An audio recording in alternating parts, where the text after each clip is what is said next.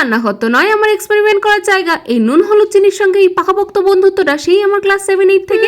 না I think আরো পুরনো রান্নাবাটি ছোটবেলায় প্রত্যেকেই খেলেছে, তবে আমি এখনো খেলি। এটাই যা পার্থক্য। সাথে আমার প্রশ্রয়তা আমার মাতশ্রী সব যত্ন সহকারে মনে করে করে জিনিসপত্রগুলো জোগায়। সেই মনে পড়ে সেই ছোটবেলা, তখন আমি ক্লাস 5 কি 6 সদ্য তখন চা বানাতে শিখেছি। প্রত্যেকদিন আমার একটাই বায়না, চা বানাবো আমি বিকেল বেলা সবার জন্য। তবে এই বিষয়ে বিশাল আপত্তি ছিল আমার বাবার। মেয়ে আমার রান্নাঘরে যাবে না, বাবার একটাই দাবি। তবে আমিও নাচর বান্ধা, বায়না আমার কম নাকি? ছোটবেলা থেকেই প্রচন্ড জেদি। অগত্যা যতক্ষণ আমি চা বানাতাম বাবা দরজার পাশে ঠাই চেয়ার নিয়ে বসে থাকতো। কোনো দিন প্রচন্ড মিষ্টি অথবা ভীষণ তেতো চায়ের কাপ বাবার হাতে ধরালেও বাবা আয়েশ করে চায়ের কাপে চুমুক দিয়ে বলতো, বাহ দারুণ তো। এখন টুকিটাকি রান্না মোটামুটি পারলেও সেই তেতো চা বানিয়েও যে মজাটা হতো এখন আর সেটা হয় না। এর আগেও একবার মোমো বানানোর ট্রাই করেছিলাম, তবে ভেতরের সবজিপাতিগুলো কাঁচা ছিল, তাই এবারে আর রিস্ক নিইনি। আগে থেকেই সবজিপাতিগুলো একটু করে সেদ্ধ করে নিয়েছি। পরিমাণ মতো নুন, চিনি, অরিগানো, চিলি ফ্লেক্স, পনির, চিজ, বাটার, লেবুর রস দিয়ে উইদাউট অনিয়ন গার্লিক মোমোর পুর রেডি। মোমো বানাতে কিংবা খেতে দুটোই পারলেও মোমোর শেপটা ঠিকঠাক আসে না কেন আমার হাতে কে জানে। উইদাউট স্টিমারে ননস্টিক কড়াইয়ে সামান্য তেল আর জল দিয়ে এভাবে মোমো তৈরি করা যায়। আমি যাই রাধি তাতেই তো মা ভালো বলে, তবে এবারে খেয়ে দেখলাম না সত্যিই ভালো হয়েছে। রাধে রাধে।